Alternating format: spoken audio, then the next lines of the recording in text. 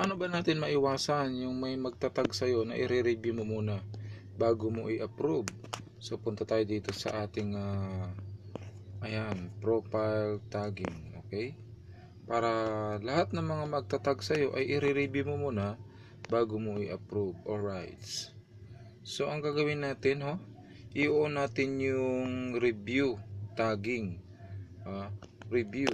Bago mo siya i-approve, i-review mo muna.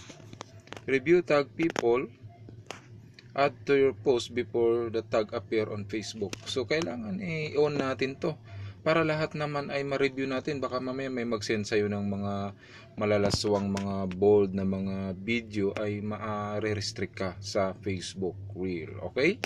So, i-on lang natin to para i-review muna natin lahat ng magtatag.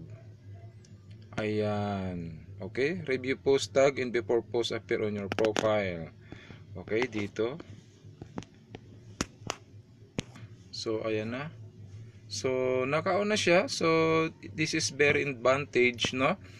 With it comes of earning monies dahil marirestrict tayo. Pag hindi natin in-on yan, ay lahat na magtatag sa'yo ng mga bold porn movie ay mapupunta sa iyong Facebook wall. So, thank you sa inyong lahat. Don't forget to share para lahat po tayo ay hindi ma-restrict sa ating Facebook. God bless you all.